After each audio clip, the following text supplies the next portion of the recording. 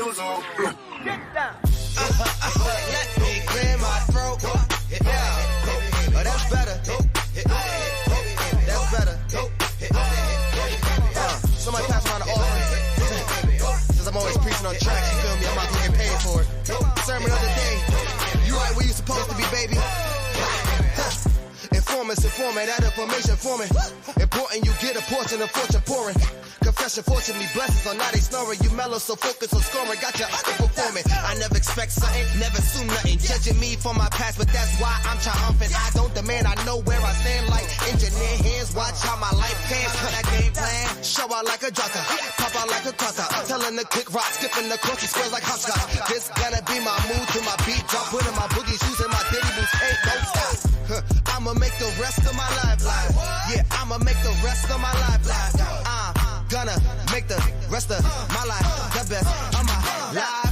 Yeah, I'ma make the rest of my life live. I'ma make the rest of my life live. Gonna make the rest of my life the best of my life. Congratulations on the celebration. I know I'm dope without a need of a validation. No congratulations on no celebration. I know I'm dope without a need of a validation. Yeah. If having hope is dangerous, call me evil Knievel. You leading on the wrong side, living with peasant needles. So lethal, made Shane Black wanna write a sequel. Cause I snuggle my dream till it's seen as illegal. And I still probably will, cause I can never give up. I got my goals calling me, how could I never pick up? Either we make up or just break up, and the snake kids get the rake up. Yeah, selfish, I'ma cake up if I don't shake me to wake up. Let my depression catapult me to succession. Shine a light on my imperfections like a projection. Every struggle a lesson, your issues ain't your oppression. Never got a question, keep pushing me to progression like I'ma make the rest of my life live. Yeah, I'ma make the rest of my life live. Gonna make the rest of my life the best of my life. Yeah, I'ma make the rest of my life live. I'ma make the rest of my life live. Gonna make the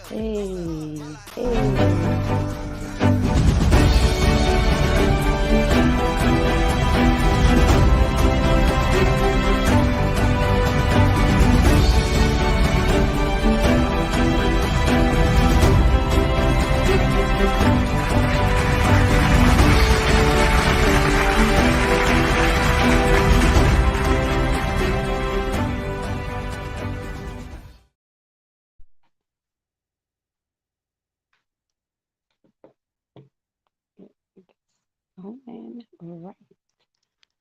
Okay. Well, good Thursday evening, everybody. I hope you all had a wonderful day. Hope your week has been great so far, and we appreciate your presence on tonight. I would say amen. Yes, amen is still appropriate. You know, we to be the church girl over here. So amen. Welcome to Thursday night. Bravo with Sheila. Let's chat. I am your Thursday night host, Lady Dawn B. And thank you for tuning in for another night of great conversation. I'm glad that you made it. I'm glad to be here. And I'm looking forward to tapping into this discussion on tonight. So, as always, we want to pay homage and give props to the head queen bee of the Bravo with Sheila channel, the queen herself, Pastor Sheila Ingram. Salute to you and bravo, Auntie Sheila. Thank you for so graciously, as I always say, yielding the captain's chair to me on Thursday night. And I see you guys in the comment section there. Hey, Anae, how are you today, love? Hope you had an amazing day. Good evening, Square Roots Tiny Kitchen. How are you? Thank you for joining us on tonight. And as the rest of our brave brothers and our bravettes come on into uh, the space on tonight, we're going to make room for them. So I want you to do me a favor, as always deal with the if you could just do the trio for me, the hit the like button, subscribe and share, so that we get this great conversation out into the atmosphere. I appreciate you if you do that. Help us grow this space and help us help other people. And we also want to say good evening to those who are in the silent zone, who might be watching but not speaking. We appreciate your presence as well. There are no strangers here. Once you come on to the Bravo with Sheila channel, you family. So welcome, family, one and all.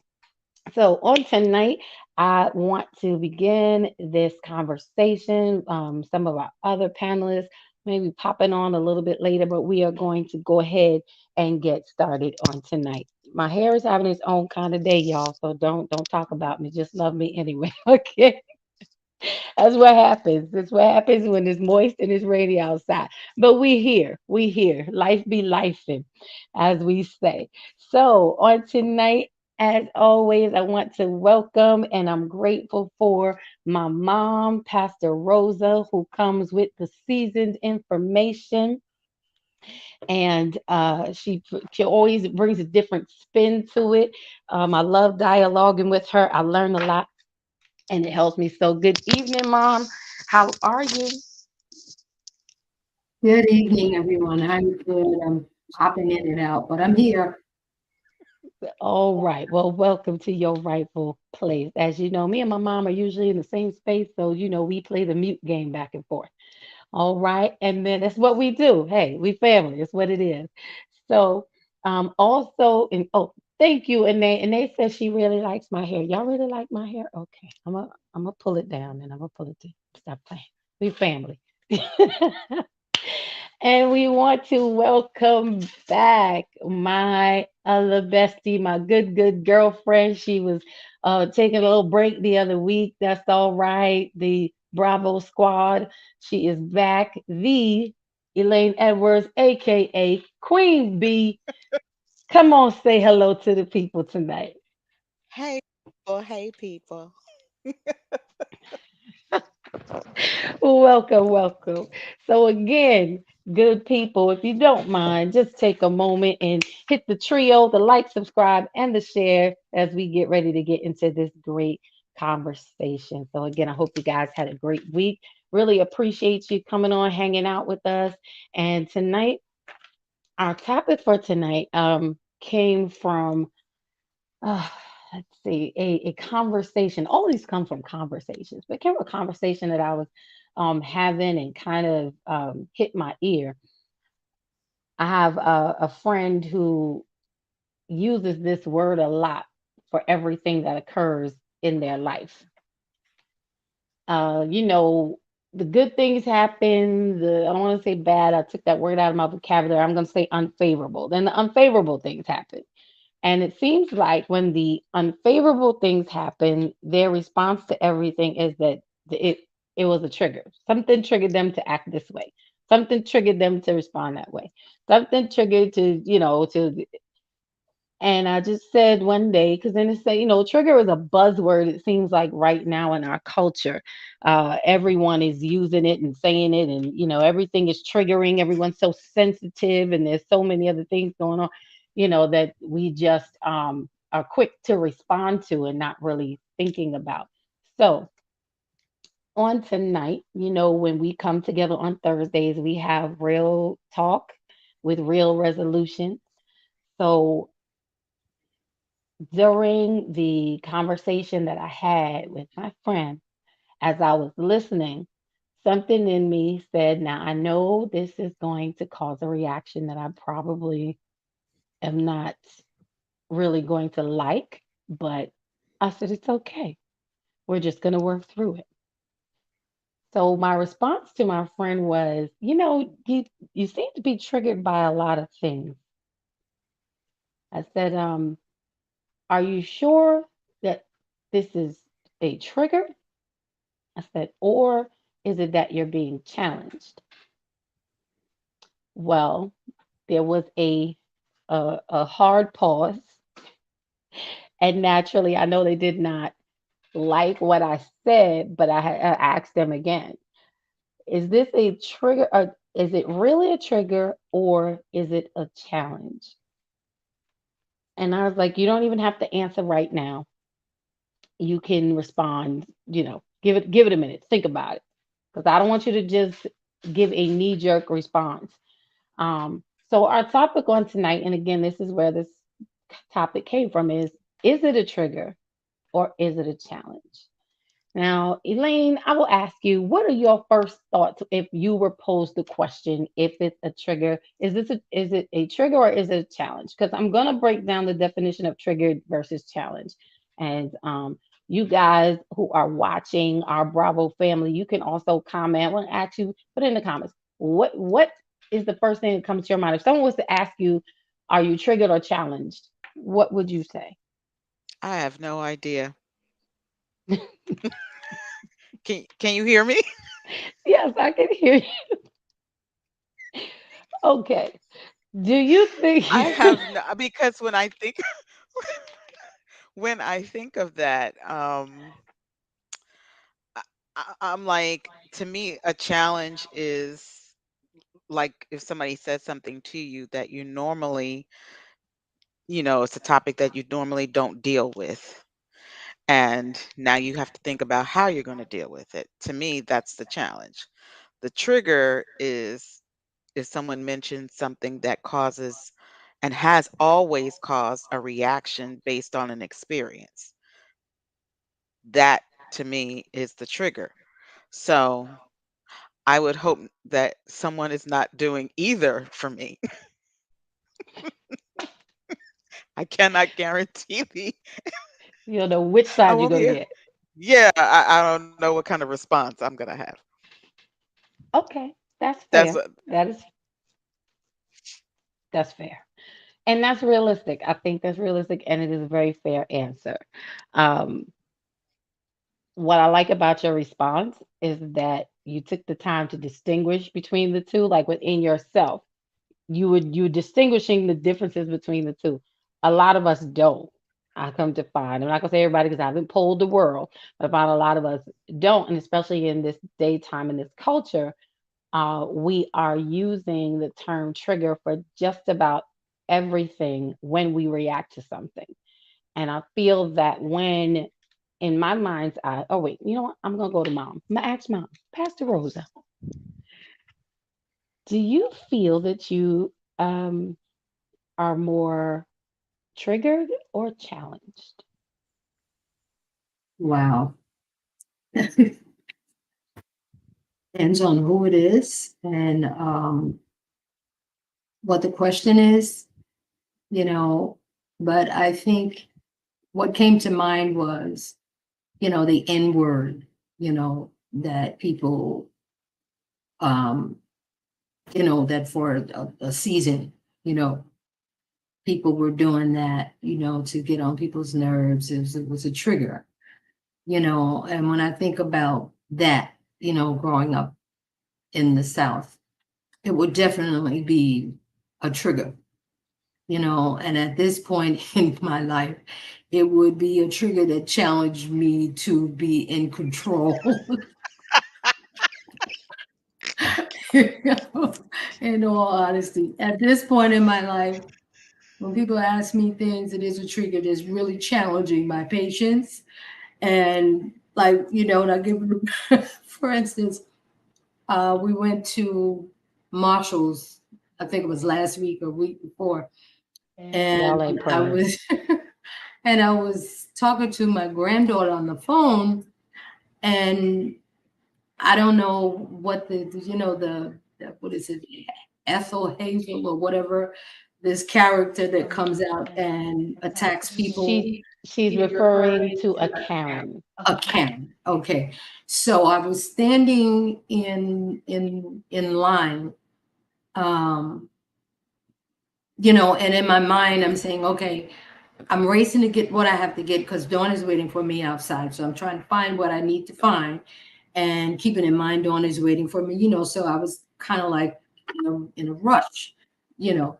And so I finally got to the front of the line, and this Karen comes up, and where we live is predominantly what's the suburb where we are doing. Yeah, okay.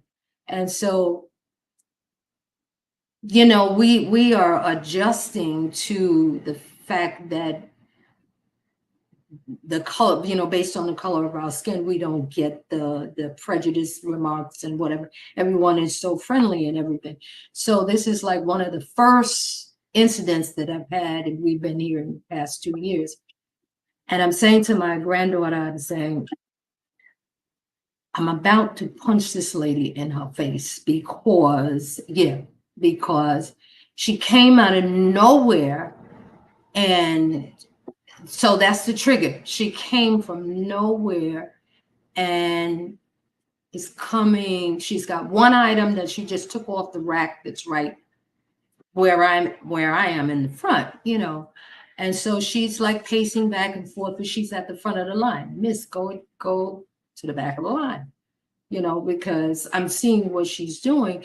So I'm next. And I said to my granddaughter, I'm so glad that you're on the phone because you're like keeping me calm because I felt like this lady is gonna try to get in front of me in the line. And so I'm thinking Dawn is waiting for me outside. So the quicker I could get to the register, the better. So it really was a challenge, and I had to rethink who I am. And then I'm thinking, okay, my granddaughter is on the phone. So what am I going to do if this lady jumps up in front of me in line? So it was really a challenge. It was really challenging me. And I really had to remember who I was. My granddaughter's on the phone. And I'm thinking a bigger mess is going to happen if I should, if she should provoke me to anything, because Dawn is outside. That was not going to be good at all. So it depends on the situation. So I did behave. I went on, she behaved rather. She stayed in a line because I gave her a look like, don't even try it. So I don't know what she did with the other people behind me, but I know she didn't get in front of me in the line. And I really was challenged too. Am I going to punch this lady in her face, or am I just going to let her go? Normally I would just say, go ahead, you go ahead, but so that's my story. I was triggered and I, challenged. first of all, my mom, you can't be punching people. That is, I can't picture it. The words came out of her mouth, but I cannot picture it. This is why I love live broadcasting and my mom, because you never know what you're going to get. Now, I just want a disclaimer in her story. I was not rushing her, just so that we understand. I was outside, told her to take her That's what we get time. out of that story. So I just needed to put it in there. So y'all know it wasn't me. Okay. All Oh, right. Now, yes, my mother is at that place. This is why she has to stay with her group when we go out, and why we don't let her out alone, because we don't know what's going to happen. And I'm not the one. But anyway, we digress. So, um, we have a comment from Square Roots. Tiny Kitchen says, My thoughts triggers usually surround things or issues I don't want to deal with or have hidden in the closet. Hmm. Challenges are uncomfortable opportunities to clean out the closet. Bravo, kudos, yes, and yes. I completely agree and receive what you're saying. I can agree with that. Absolutely. And they said, uh-oh, as mom, I'm pretty sure that was in response to your expression of trying to refrain from punching the lady in her face. And Square Roots Tiny Kitchen is giving you a bravo and saluting you on. So thank you. Thank you. Thank you. And thank you. So apparently, my mom is triggered and challenged, and Elaine is in the middle somewhere, depending on what's happening. Um, I myself, in response to the response that I gave to my friend, I had to really sit down and think about, with my own self, the things that we are confronted with, the things that I'm confronted with, and how I respond. Now, I am quick tempered. Some people know that about me, others do not, or they perceive that I am not, because everyone knows me to be really kind, and I am kind, sweet, calm. but I can be quick tempered. And it's usually based on what someone is saying to me. Like we went through this today. I don't think any of us like to be told what to do. I hate when I get something wrong and I have to be corrected. I cannot stand it. It plucks my absolute nerves and will send me and my attitude on 99 just about every time.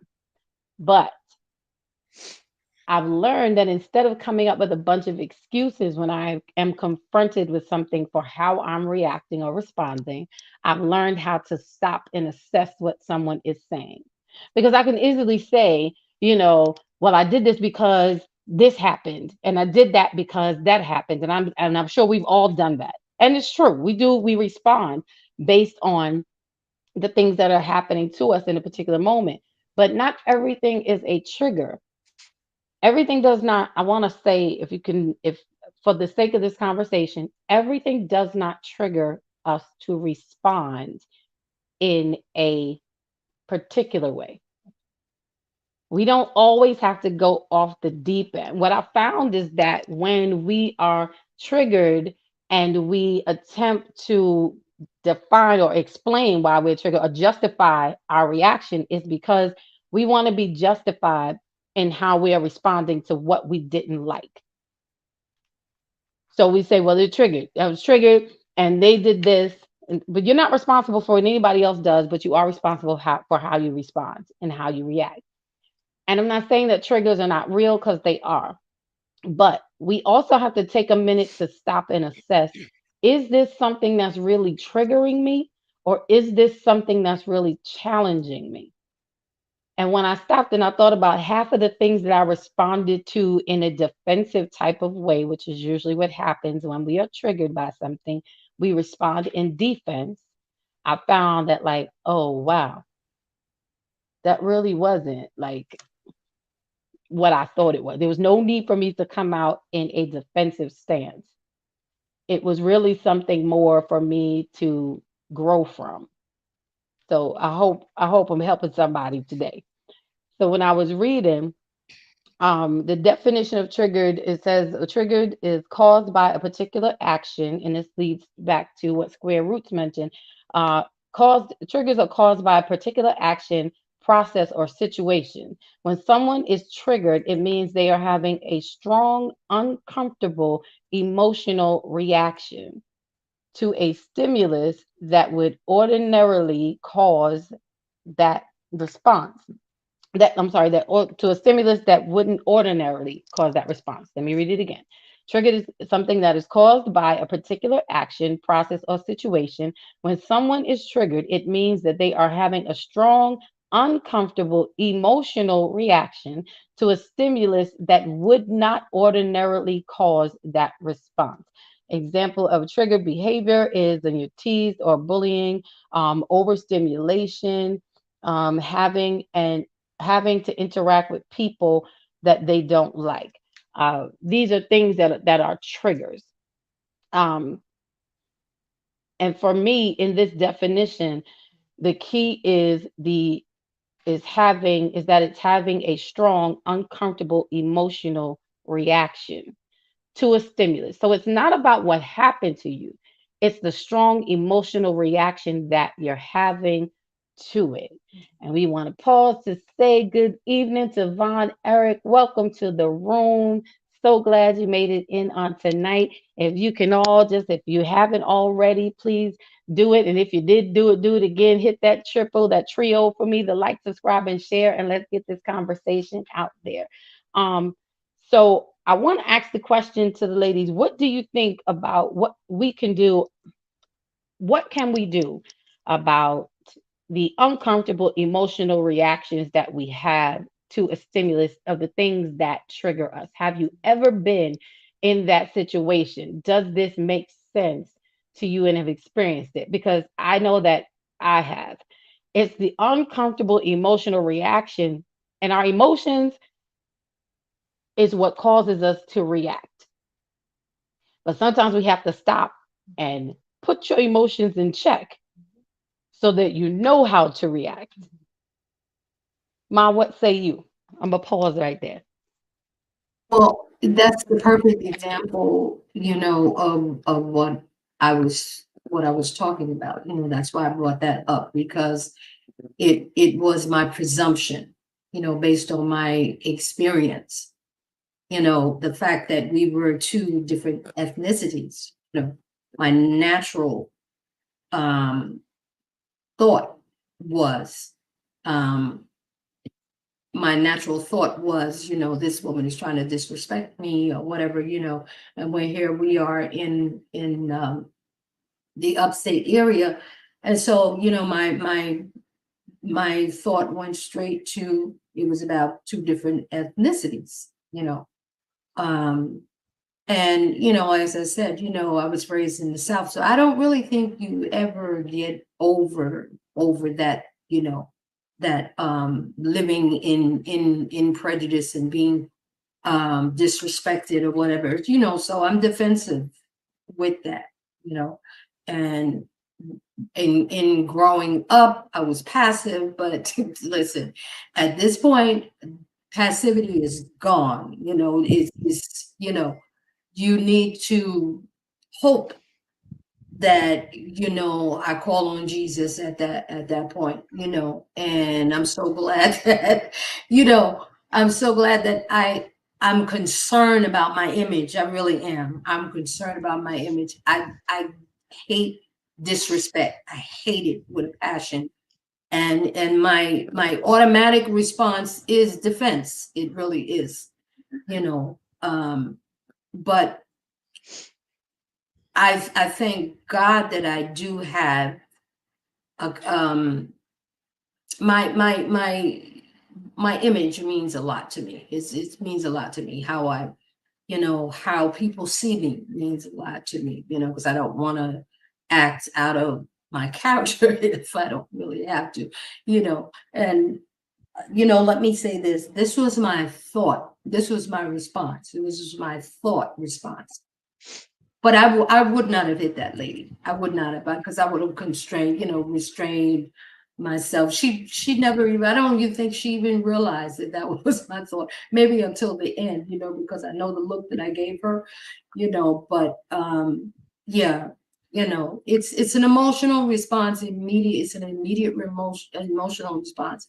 And it's got to be something, whatever your plan of resilience is, you gotta go in there and pick out one of those tools, so that whatever your value is. And for me, it was my image, so I hope I answered your question. You did. You shared a wealth of information with the people. Y'all not praying. Y'all are not praying for my mother. Y'all, everybody taking me to pray for pray for Pastor Rose. And they said, disrespect better leave Pastor Rosa alone. Say so, and they come through. Exactly. We don't play the disrespect game in these parts, not by any means, not at all. And I promise you, she was all right. I think sometimes my mother tries to she talks about her image, which she does try to maintain, and that is, it is very true. We do have to be mindful of our image and the perception that people have of us, even as we are responding, even when you are triggered for good or for bad. Sometimes you have to let people know who you are. Mom says she didn't want to come out. I'm sorry, Pastor Rosa said she didn't want to come out of her character. I tell people now, you do not have the power to pull me out of my character. No one can do that but me. But what will happen is that you're going to see the other side of my character, because just depending. But again, that's when I'm triggered. Then I show you a different side of me. But it's an emotional reaction. That's where it starts first. And we have to govern our emotions, because they can lead us down a very slippery slope and into very dangerous waters. But again, everything is not necessarily a trigger. Was that a triggering moment? I feel it when it comes to things being triggered. Triggers are there because they are spaces. Things trigger us when there are spaces in our lives that we have not yet fully healed from, that we still have some wound or there is some reminder there. that because it has something, it's connecting to something in us that we have overlooked, or we use the term we get over, and we have to stop getting over things. I want to pause to read this comment, and then there was another one that I also wanted to see. Um, Square Roots Tiny Kitchen says, when my daughter was physically and sexually assaulted by the church minister, I equated it to the bullying I suffered and ultimately a challenge to my abilities as a father. I was ready to fight. Well, listen here, Square Roots. We all gonna back you up on that. Okay, that's okay. I was gonna say that's not a trigger nor a challenge. That's just a parent. It's hard, but it's the fact that you were able to relate it to something in your life that you experienced, and it jug up because it made it brought out your feelings of when we're being bullied, how we feel not in control, we feel uncovered, we don't feel protected, we feel victimized, and we are, we feel less than, we feel demeaned, we feel disrespected, and all of those things. And that your daughter going through that, and I'm so very sorry that she did, and we definitely will be praying for her, and we hope that things are better now, as well as the minister that did that. Everyone needs prayer. Amen. Amen. And we're going to pray that even you, for again, you're making the point of, the bullying that you suffered as a child or in your younger years. That's something that still sticks with you. Sometimes we have unhealed places that, just like this now, trigger us and put us in a place where we are responding. And I don't blame you about being ready to fight. One day I will share my story. I'm not, I'm over, I don't want to say over it. I'm through it, but I'm not fully ready to share my whole story.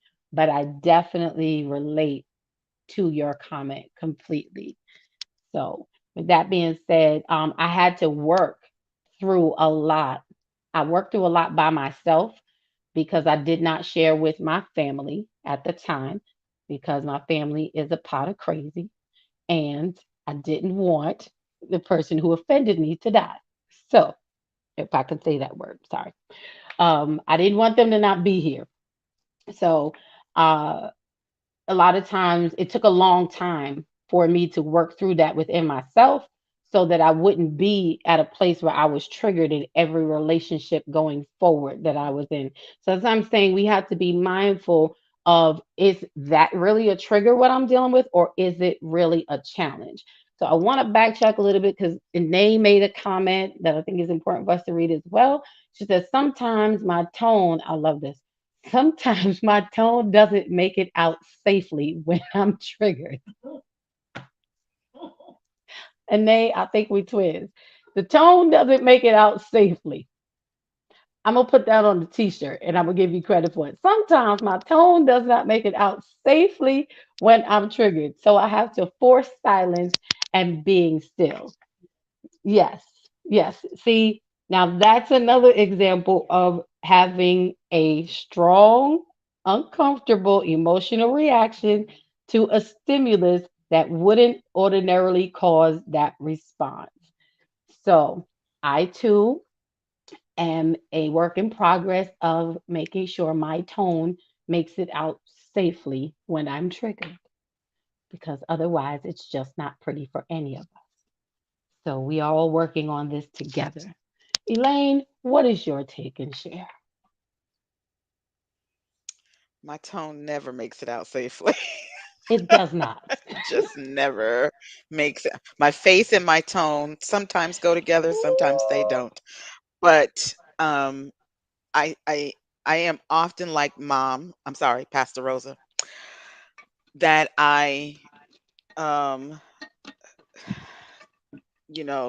force myself to think about my image. And, when things are about to get completely out of control, especially when the young people are around me, because I feel like they watch my every move to see how I handle certain situations where I can't preach or say one thing and then my behavior totally goes in another direction. You know, I'm constantly saying to my one niece to be ladylike. Even my cousins, they always say to me, "We understand that this is not your thing. We're not asking you to fight. We'll fight for you because we know that's not your thing. But then if you know that, why would you go in the opposite direction?" But again, I try, but at least I don't let that trigger me and they understand that I'm not going to react that way. If I am reacting that way, they know I'm far gone. I'm too far gone. I'm Right. triggered and I'm like, "Mom, I'm triggered and challenged at the same time." But Listen. it's not a lot to that triggers me. So for me, that's a good thing. I might be like mom though in that particular situation because it may bring back some memories of being a young girl in a suburban neighborhood, um and always having to kind of sort of at times watch your back and as you're growing up. But other than that, I'm constantly watching, you know, what I say, how I behave, that I don't. And I'll say an example, being in the mall one day with my niece who was probably about 19 at the time, and always feeling like she needs to protect me, and me always telling her that, it's good to be ladylike. You don't have to be fighting everyone, or that, closes the door in your face. No sooner than I say that, someone jumps in front of me at the mall. We go out the door. She turns around. She's like, "How did they get behind me? Did they push you?" She was ready to fight. "Did they push you? What happened, Auntie?" It's just a door. We're all going out the same door. We're just going out at different times. On the inside, I was saying something else. But because I know she's constantly watching my behavior, I could not let that trigger me. I just couldn't. I wanted to. But also, I'm too old. I'm just too old. I don't want to do it. I don't Too want to old do and it. tired. Just go get somebody else to do it. I'm just old. I Right. don't want to. And I don't want her to. Because, so yeah, I do. I feel like mom, I have to watch my image. I definitely respect that and thank you for that share. And I get it. You know, I think we have to also keep in mind now, we're all going to be triggered. You can't help it. It's going to happen in life. There are things we've all been through something somewhere. We all have our own levels of trauma and our own levels of undealt with, unresolved, issues and matters that have happened in our life. So we all have those spaces that will trigger us. And again, it's really resting on the response and how we respond and being able to govern that response. And like Anae said, she's learned to force silence and being still. And truthfully, the flip side to that also is I know that we're concerned about our image, so we do take the more reserved route sometimes. And I'm not a promoter of violence. However, at the same time, in Don't the say flip it. side, don't laugh at me. Don't say it. Okay. My friends know, disclaimer, my friends know um, I live through the scripture sometime when I'm ready to go, when it's go time, that the violent taken by force. And I'm like, okay, see, the Bible says, so I'm like, I got it. I can go for it. No matter what happens, I'm allowed to respond with violence. The Bible said so. But y'all pray for me in that area. I've gotten way, way better.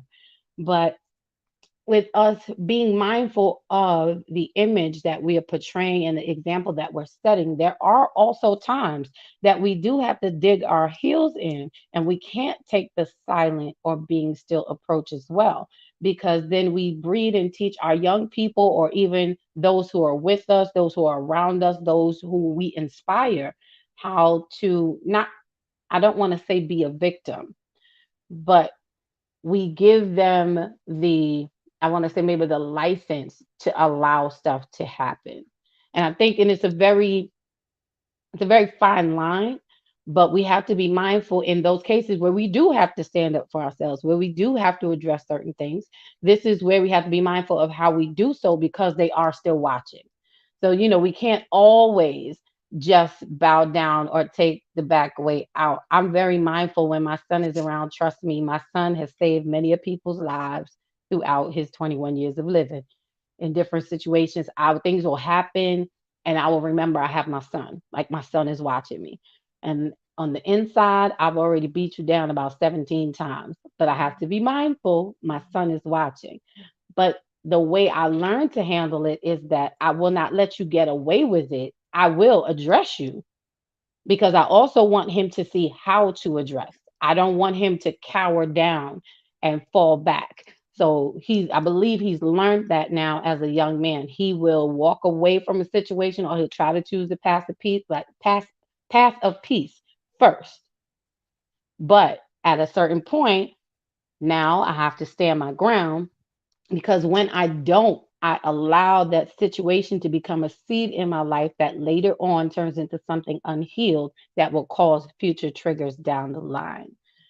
So we just have to learn that balance and how to respond with grace. And I thank both you ladies for your shares because they've been great. I hope this conversation is helping us today. Again, this is a space where we are not here our platform is not to convict nor to convince anyone, but we are here to just engage in healthy conversation and dialogue in a safe space that allows us to share and to hear so that we can open up our understanding and improve and strengthen our relationships with each other, but most importantly, the relationship with ourselves. This is one of the Thursday night mottos that I have. And as you know, the Bravo channel, Pastor Sheila, our motto is moving from pain to power and from power to victory. And when we don't address these situations and these conversations, this is why we go along and we are still unhealed because we haven't begun the journey to start the progress down the road. And my hope is that having this conversation will cause us to think differently and will cause us to stop and reflect and consider when we're responding. So I want to read Square Roots Tiny Kitchen has another comment that says, at Lady Dawn B, I understand. I still have undealt with areas surrounding past bullying and my daughter's attack. Prayer, trust, education, and my daughter all help me get better. Amen. That's what I'm talking about. Acknowledging and acknowledging what something has happened, accepting what has happened, finding a answer to why and what helps us down the road to get better. So salute to you, Square Roots Tiny Kitchen. Again, you got a whole neighborhood praying with you here on the Bravo channel, and we look forward to hearing more, hearing as you go along, because we all have those spaces, we all have those places, we all have those spots. I know I do when I went through mine.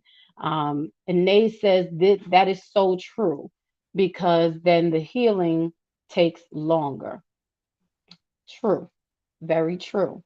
It takes longer. Healing takes the longest with the things that have been buried down the deepest because then we have to backtrack and go down to the root of the matter. If you did not see the show we did on the root system, go back and watch it. Pastor Sheila's amazing in the breakdown. I'm telling you, uh, it will help you because this is the thing. We want to get to those places. We don't want to keep carrying these things on through life because they affect every relationship that you have, whether it's with your children, your husband, your wife, your family, your friends, at work. It affects everything around you. I know I am, like I said earlier, I'm short tempered, and at my job, I've gotten better because they know when it comes to a point of correction, someone will correct me, and I cannot stand it. And instead of finding an excuse, I will hear you out. I'm like, okay, you know what? You're right. I talk myself through it. I didn't always. I didn't. I would go off and be like, well, I did this because da da da da. And it's like, what are you so angry about? I simply said, when you entered this item, you entered it wrong. And it would be, well, I entered it wrong because I was doing this and I was doing that. Y'all had me doing 99 things. It had nothing to do with the fact that I still entered whatever it was wrong. But my defense came because you were correcting me. And I realized it was because not that anyone necessarily put the pressure on me, but as a child, this is my own thing. I felt the need to always get everything right because I felt that if I was not perfect, I would not be received and accepted. So I carried that through adulthood. I will always overcompensate. I don't anymore. I will do those things, but that was a trigger for me. That was triggering for me. And I took it into my workplace. Great worker, needs some work on the attitude. And now it would take me, like, you can correct me, and it might take me 3 days. They know when I'm like, okay, you know what? You're right. I see what you're saying. I understand. I don't give any excuses. Triggers allow us to make excuses of what of how we want to react. It allows us to justify our our strong emotional response to the uncomfortable stimulus. It doesn't put any ownership on us. And that's an issue with a trigger. We can rest in being triggered, and everything triggers us, and nothing is our fault. So we continue in this cycle, and we never get healed, and we never get better, and we never respond better. And that's what we want to do. So I'm hoping that this conversation again is helping us to kind of break it down, and maybe just take a minute to pause and consider what really confronts us. Is it really a trigger, or is it a challenge? And we're going to get into that. So if you don't mind, pause and just do that trio of like, subscribe, and share. We really appreciate you. Hope you're enjoying this conversation. And to our friends in the silent zone, we see you. Even though you're not saying a word, you don't have to. Kick back, grab your snack, and we hope you're enjoying the chat on tonight. So I want to move from the triggering part to the point of it being a challenge. Because I find that some of these things, I'm sorry, I want to tap into one thing before we get there, because where we kind of left off, but we were talking about is the emotional responses. We're all giving emotional responses. Elaine was, referring to the emotion and, what's causing. Mom is, Pastor Rose is definitely reacting to Every the time we do a emotion. show, I learn something new about Pastor Rosa. And I just want to say again, my disclaimer, okay, is that um, now the more you see Mom, Pastor Rosa, come out, you're going to understand more why I am the way that I am. So it's not my fault. I'm not triggered. It's just not my fault. Pastor Sheila says emotional, mental, and physical triggers sometimes need therapy and or counseling for growth and healing. Absolutely, yes, ma'am, and thank you. Emotional, mental, and physical triggers. Sometimes these are things we cannot do for ourselves, or we can start on the journey to healing through them ourselves, but we hit a plateau because we don't know it all. I only know as much as I know. And we cannot be afraid to seek that outside help out. We cannot be concerned. If you're really concerned about your image, then we have to do what we have to do to make sure that we are in a good and healthy space so that our image is always being projected in the most excellent way possible.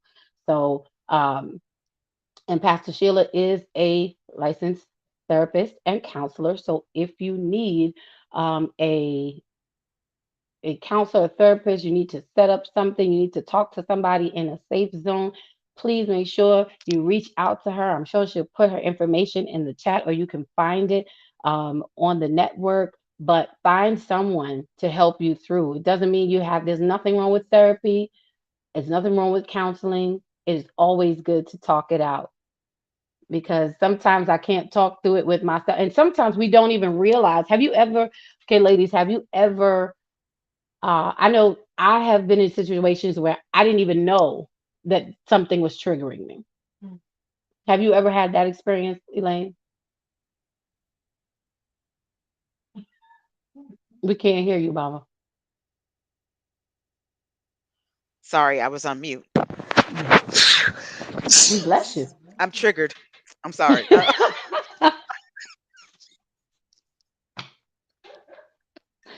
Don't worry, we have I'm therapy I'm and sorry. counseling for So you so you can grow and heal. Pastor Sheila will make an appointment with for you.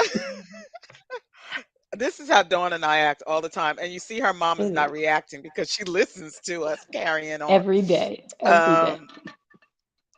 Um, so there was a situation where I found out something about somebody I was dating, and it was devastating. It really was, but I didn't tell anyone. I kept it to myself, and I was moving through my days, and uh, we used to do a prayer circle at work, and the ladies came and put their hands on me, Mm, and I reacted in a very horrible way.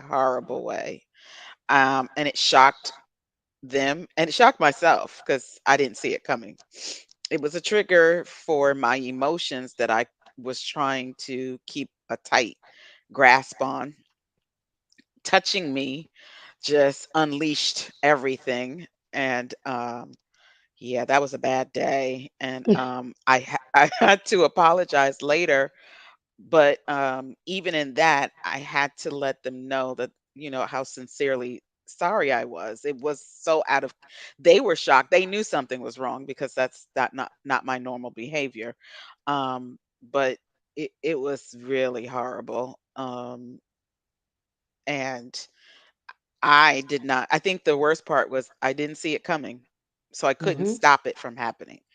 Um and yeah, yeah, Yeah, it was embarrassing. yeah.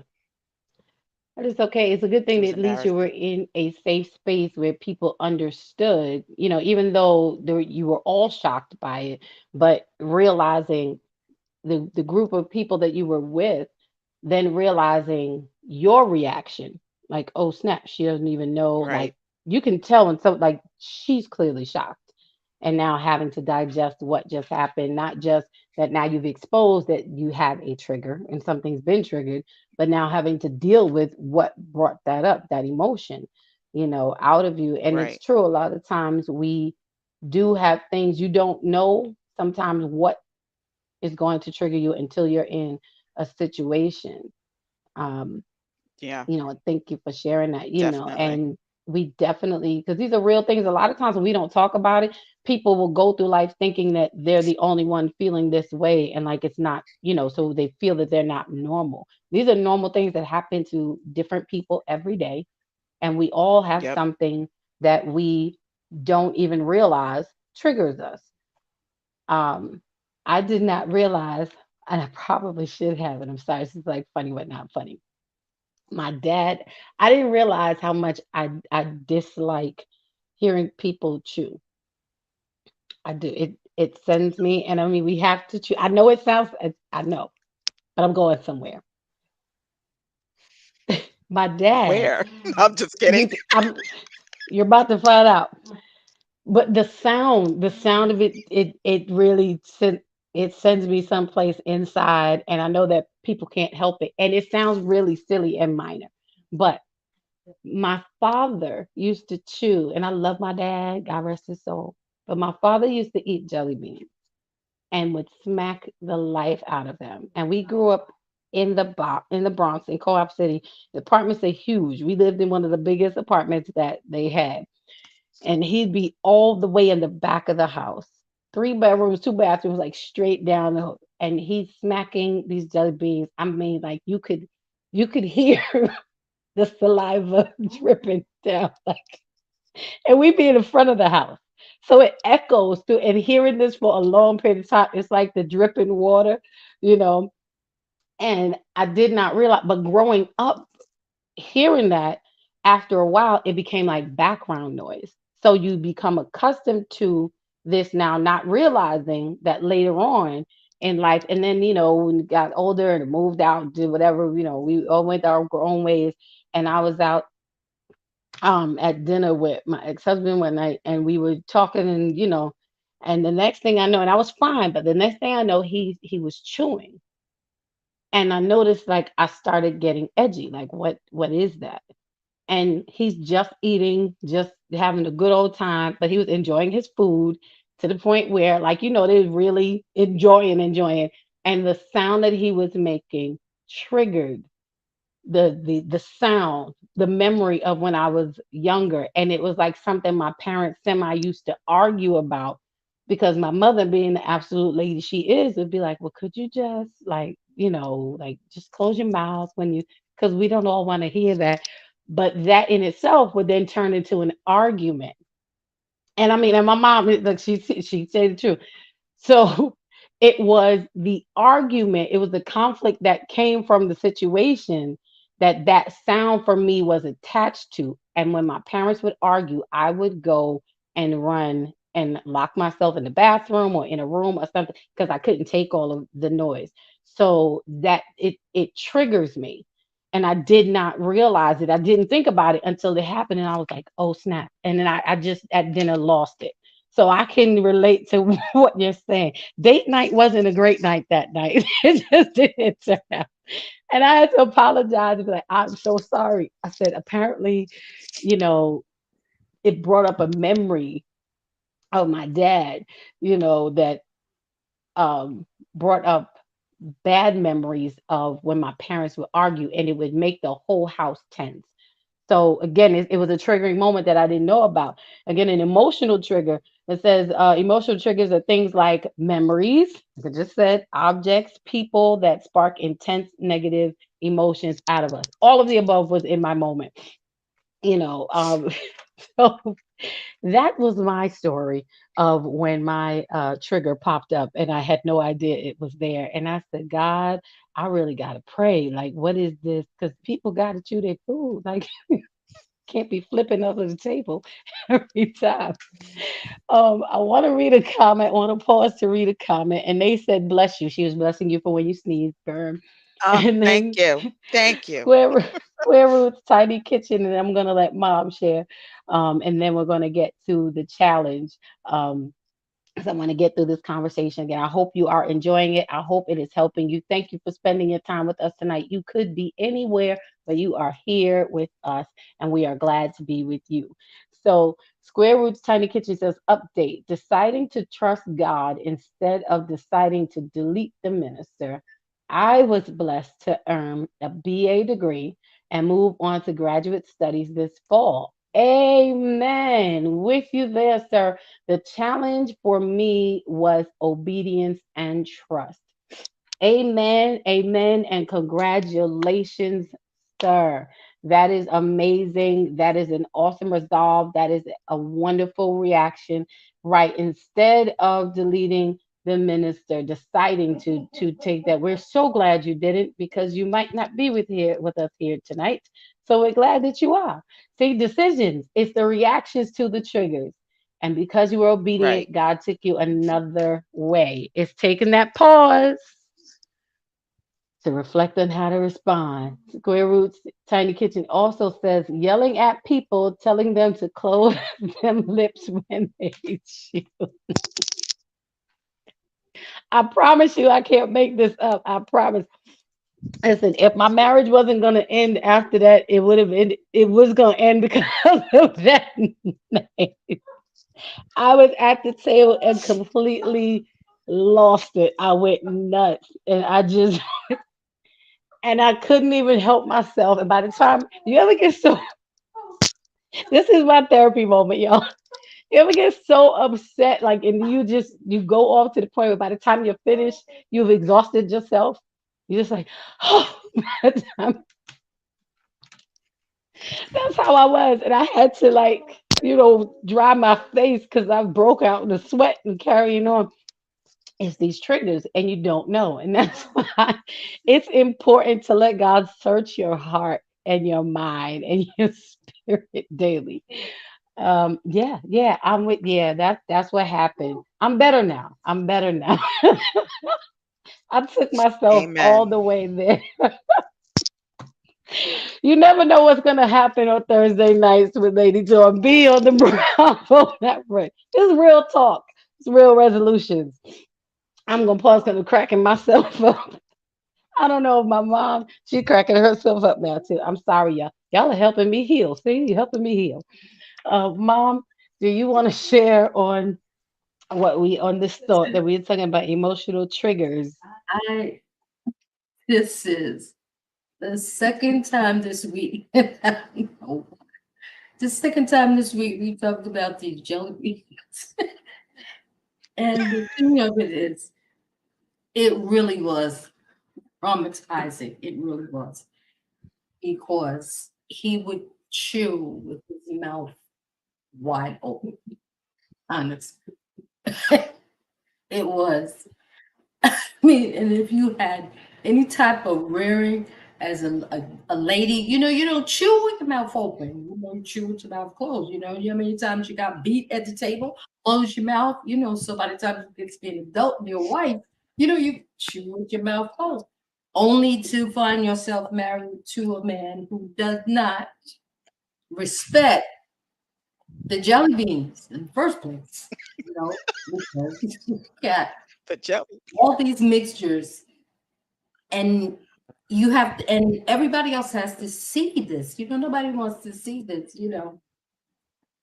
But I'm praying for Dawn because she was really traumatized, by that, and yeah, you really didn't see that coming because that's your dad. You have ultra respect for your parents and whatnot. I think for me, um, didn't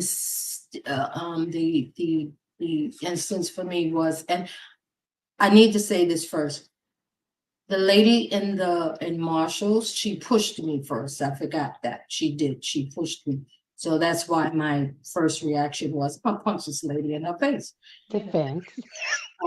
It was defense because um, I have herniated disc problems with my knees, so it was a defense mechanism. But for me, not seeing a trigger coming, I was at work and my supervisor was angry because I returned cases with the corrections that she gave to me. She gave me about 25 cases, and by the time she came back, I gave her back to 25 cases, which is her job. And so she was angry and she made a comment to me about my brother, and which had nothing to do with the job at all. And I didn't even know that she knew my brother. We both worked in social service. I didn't even know she knew my brother, and I didn't realize that the what can I say? I didn't realize that I had gripped my desk, and until the pain shot through my fingers, and I looked down, and I had no color in my fingers, because what the heck did my brother have to do with the cases? That's your job description. And so we kind of I kind of invited her outside, because of the response that she said to me. And I honestly did not see her. I honestly did not see that coming. I really didn't. I didn't even know that was in me until I heard myself say, that's personal. And after we deal with the job thing, we can go outside. And I honestly didn't see that coming. And after that, it was really, I had to really check myself, to say, well, who said that? Where did that come from?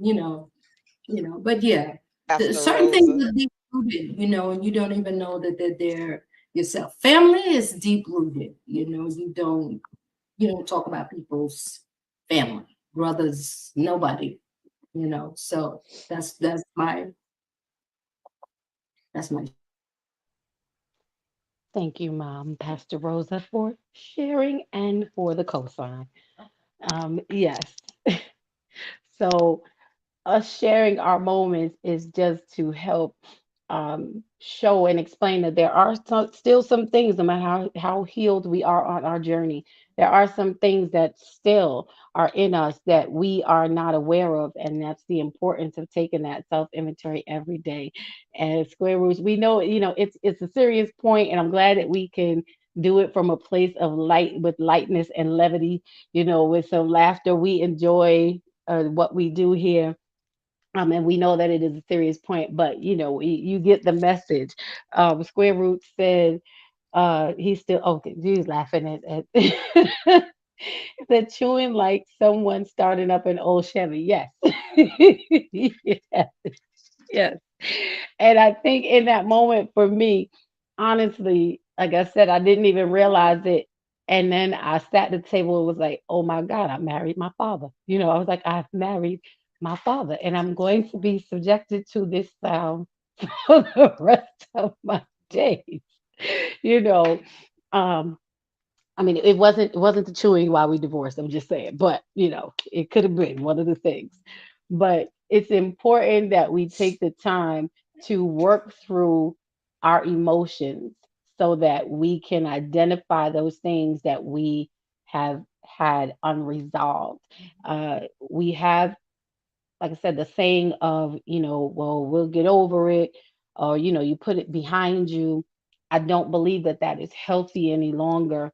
While it is a great end goal, but instead of getting over it, we have to learn how to work through it. We have to learn how to navigate through these emotions and these moments and these things that trigger us, so that we can take the sting out of it, so that it's not controlling us, but we are controlling them. So just have to be mindful again of what really is a trigger. What is it tied to? What is it tied to? Or is it a challenge? Because that's the other part of our conversation. Everything, I realize that when we are triggered, we respond in defense. We are always responding from a defensive standpoint. And that's not really where we should be coming from. Everything is not, um, it is not to tear us down.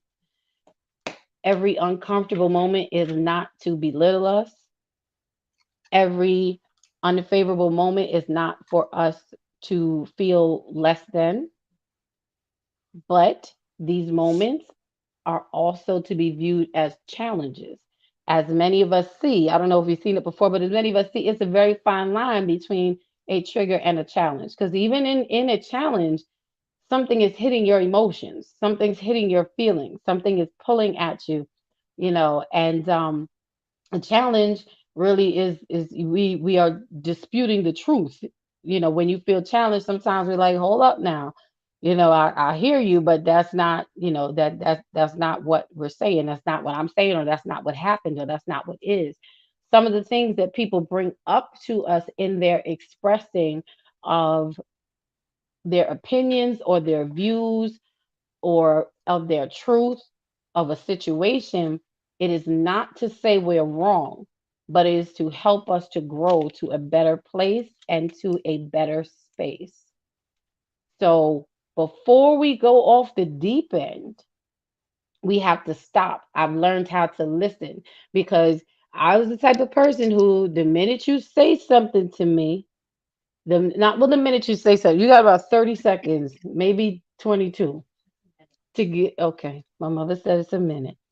But you got to catch me in the beginning of your sentence, because the minute you get to the point where you're saying something that I don't like, I don't want to hear, or that stings me wrong, I'll instantly used to lay in and shut you down, never even let you finish. Burn can attest to him. That's my bestie. I've been there and I've done that, but I've had to learn a lot of times what someone is saying to me is, I know it's out of love, but I don't want to hear it, because sometimes when it gets to the point where what you're saying to me hurts, like it's hitting my emotion.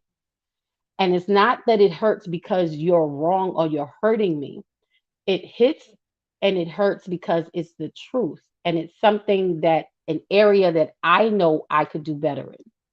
It's an area or a space that I know I should be stronger in, or I should not be allowing this, or I should not. And that is the challenge, is for us to listen to the opinions or to the instruction or the direction that is being given, so that we can hear the challenge to say, hey, like, I don't really like the word. I've learned not to like the words constructive criticism.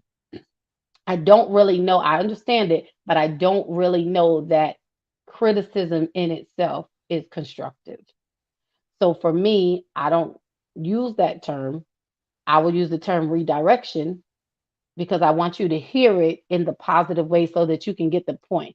The minute you say to someone, well, here's some constructive criticism, 9 times out of 10, we're already defensive because we hear the criticize part, and you already know, like, it's a sweet way to be negative. You know what I mean? Let's not dress it up. Let's call it what it is. I want to read this comment from Ine before we move on to the challenge and wrap up our conversation for tonight. And they says, this was a great conversation at Dormy. You are so good at this. Oh, thank you, Ine. Y'all gonna make me cry on camera. Don't do it. Don't do it. I'm real sensitive, y'all. I'm real sensitive. But that blesses my heart. Thank you so much. It's a blessing to do something that I love, and to be able to walk in this, to help other people through my experiences. I'm always humbled and grateful for, again, my mentor in these YouTube streets, Pastor Sheila, for allowing me, my auntie, uh, when she yields the Thursday night to me. So thank you so much. And I'm good. That's the number one Bravette. She's always here and so supportive. I want to talk about the things that a lot of us don't talk about. These are the things, and really be able to help somebody to have a better today and a better tomorrow. Um, so thank you, and I love you and appreciate that. Um, but we really have to get to a place of being able to hear, whether it's triggering. The trigger can't be, because the trigger should not be, you're saying something that I know is true, but I don't want to admit. Because a lot of times we call those triggers because the way we react to them.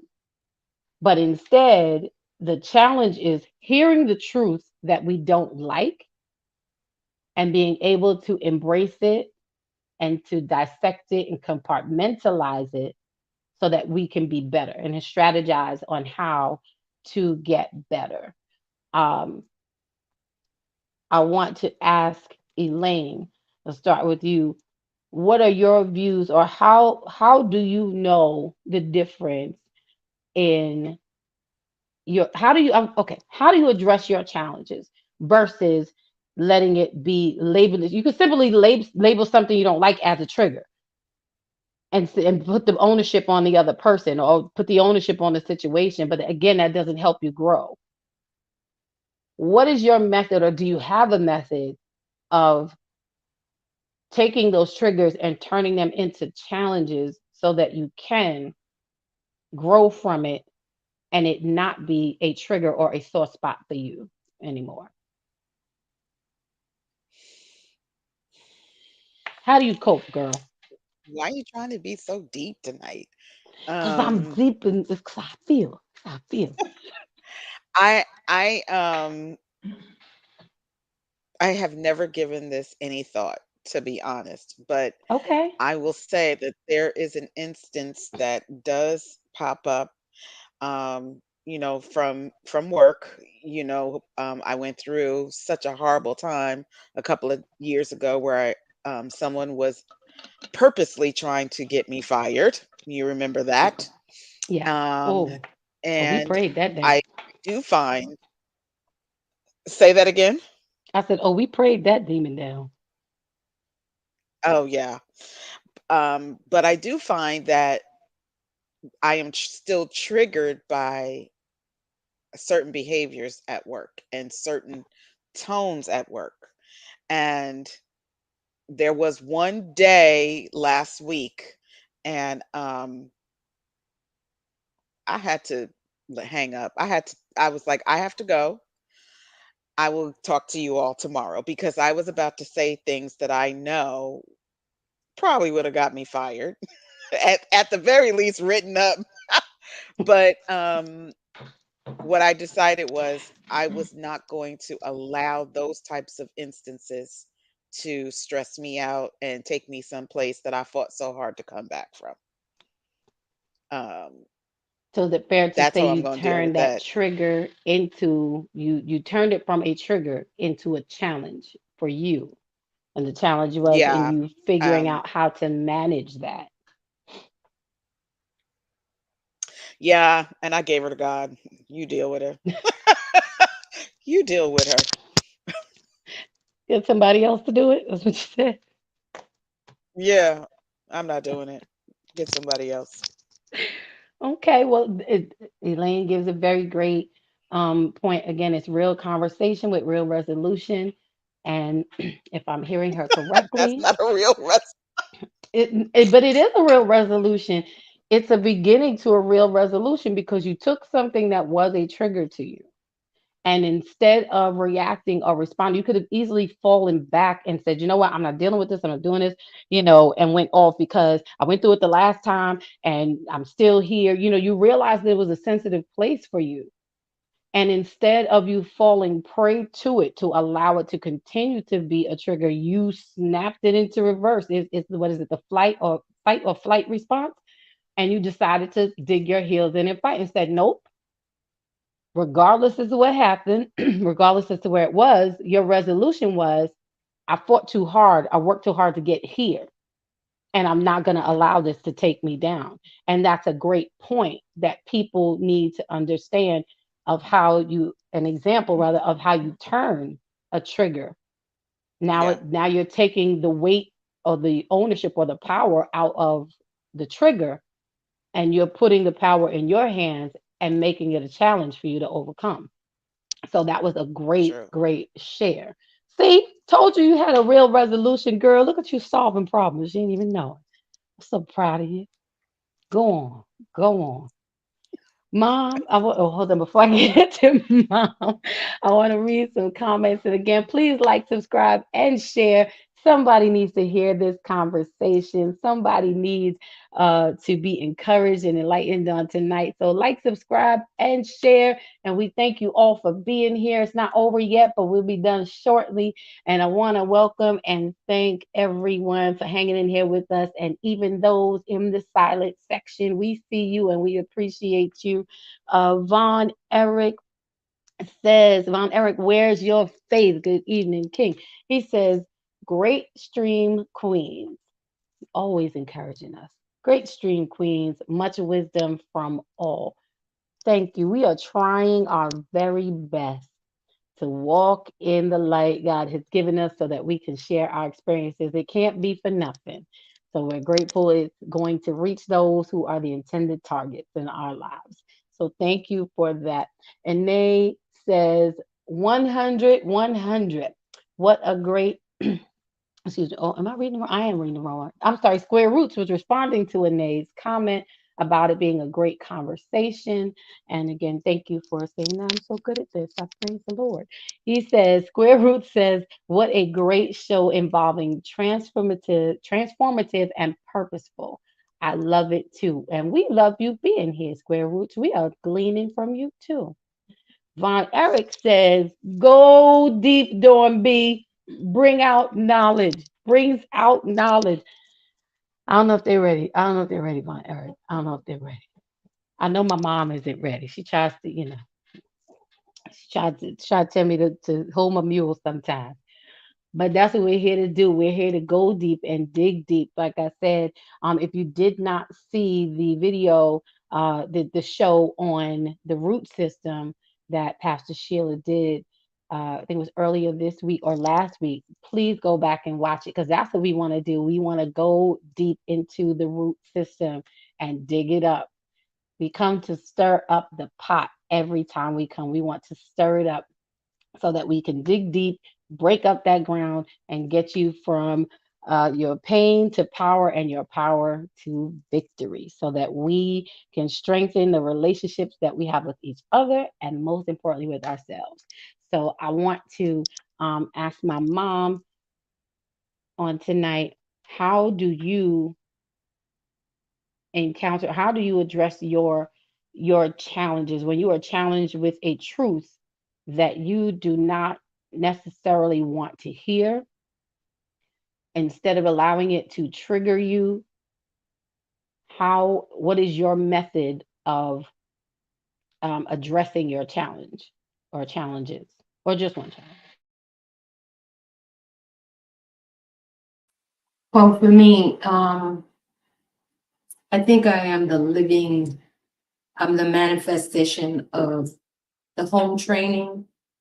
Um, I say my parents, uh, meaning my dad and whatever other role models I had, home training, in addition to my character, you know, um, and knowing my character, the education that I have, the employment, what I learned in working in social service with other people and seeing my own response, um, listening to the listening for and you know, in my education, I have 3 masters. I'm now going for my doctorate. Listening, actually listening and forth, coming out with something that that getting that education taught me is the thing I come away with from the masters is in order to understand another person, you must first understand yourself. When you understand yourself, you understand other people.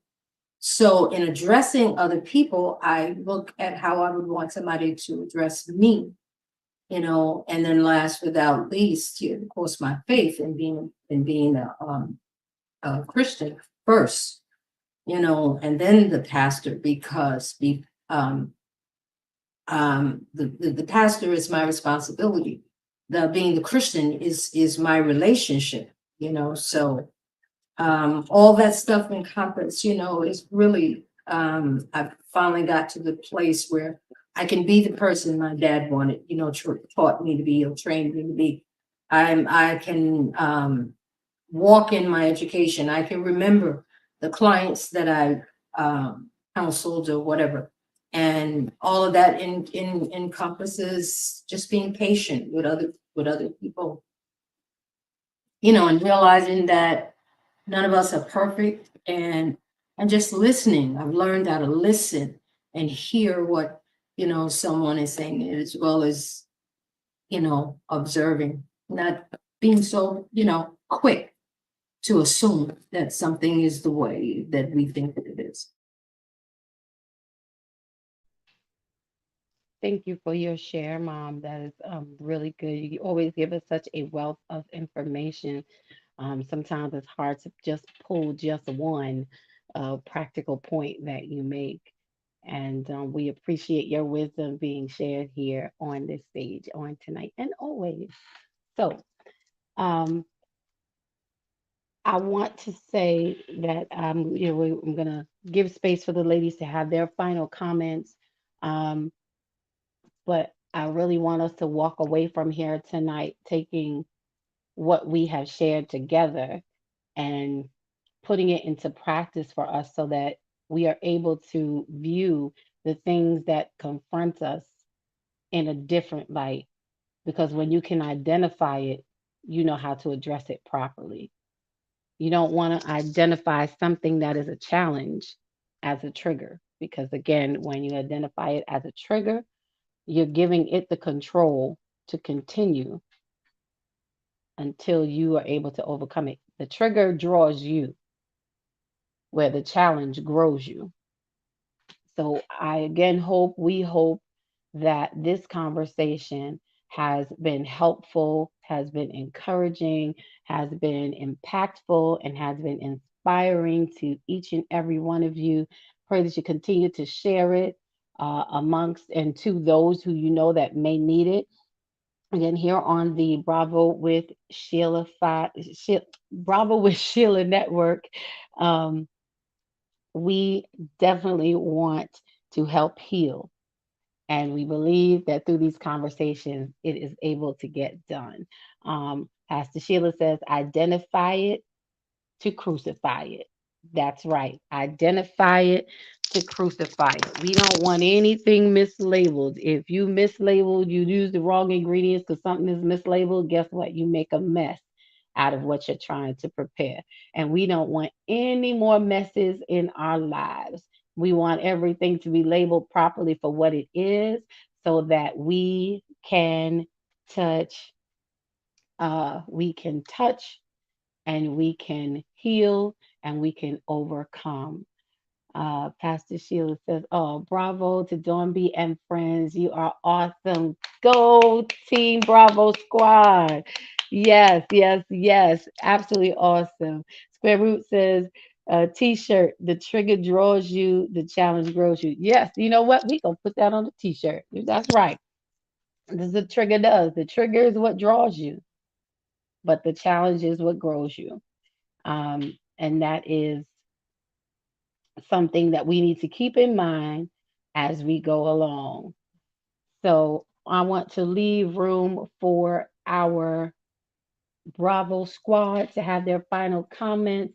Again, we hope the conversation has been a blessing. I know we've enjoyed it, sharing our truth and laughing, trying not to cry, but laughing through crying, all that good stuff. It is always an amazing experience here. So, Mom, what are your final comments as far as is it a trigger or is it a challenge? If you can encourage the people with one quick word, what would it be? Okay. So life is full of experiences, triggers, and challenges are part of it. And the final analysis, it it it it teaches us wisdom and how to grow. Do we grow and we become wise from it? So, one experience is a lesson, a message for your next experience. So we learn from them. Thank you for that, Mom. That's great. Right. We learn from them. Elaine, Queen B, what say you in your final thoughts to the people tonight? I would say that if you are having issues identifying your triggers and your challenges, there's nothing wrong with therapy because some of us don't have anyone to talk to and no one to tell us that we are triggered and we can't figure it out ourselves. So, in order to heal and to grow, if you're having issues, you can seek therapy. There's plenty of people who can help you, including our own Pastor Sheila. Absolutely true. Did you mute yourself again? Were you muted? I'm done. Oh, okay. Because I was like, is it me? All right, yes. As you said, we have our very own licensed counselor, pastor, therapist right here on the Bravo network. Um, my final thoughts on tonight is similar to the ladies, and I would just wrap it up to say I want to encourage all of us to turn our triggers into challenges by acknowledging them, addressing them, creating a purposeful plan to overcome them. If you have to couple it, as Elaine said, if you have to couple it with therapy or counseling, do so. And do it so that you can overcome the challenge and that you can live more freely and fully in color as you were intended to do so. So that is our show on tonight. Again, thank you all for watching and for tuning in. Thank you to those in the silent section. We hope that something has been said or done on tonight that has helped you. Thank you all. And Nay, she said, I needed this. Thank you, Square Roots, for your comments, your input. And the minute we get that t shirt made, I'm going to send you the first one off the press. Thank you, Von Eric, for always being here. Thank you, everyone. Thank you to, again, our leader, the Queen Bravo herself. And I want to invite you all back. It's not over yet. It's over for tonight, but it's not over yet. On next Thursday, same time, same place, we will be right back here at 7 p.m. And before I go there, because I'm trying to keep my life in order, uh, Pastor Rosa, how can people reach you if they wanted to reach out? What is your best way to connect? You can reach me at my email, griffinrosa07 at gmail.com. Thank you. And Lady Elaine, the people want to reach you. How can they connect? They can reach me at Queen B Events, etc. at gmail.com or the Girlfriends Haven at gmail.com. Awesome. These women that join me on tonight, they also have their own businesses and ministries, and they have their own things that they are doing. So we also want to support them. You know that if you do need a licensed therapist or a counselor, our very own, as Anae said, the amazing Pastor Sheila is here. She is available. You can reach her right here. You can back channel, you can comment. She has emails. She has her Cash App is right there going across the screen. If you want to bless her, drop something in the bucket to help her grow, help us grow, um, and do even greater things. Uh, Go ahead and do so.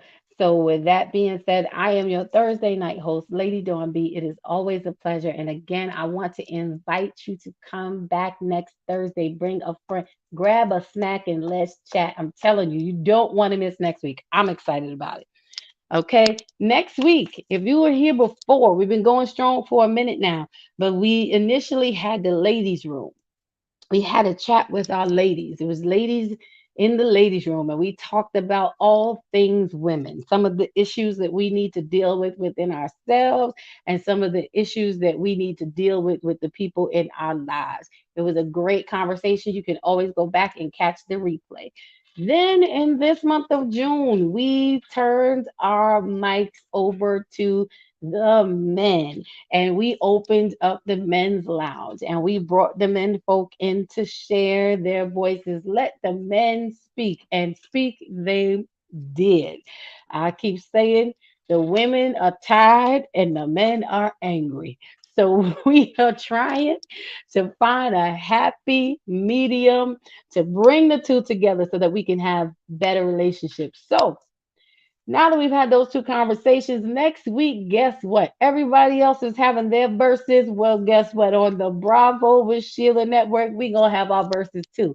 Next week, we are bringing it all together, but we are going to have the men's lounge versus the ladies' room. You do not want to miss this dialogue. I'm bringing in my good girls. I'm bringing in my fellas. Next week we're going to have Lady Elaine, Queen B here.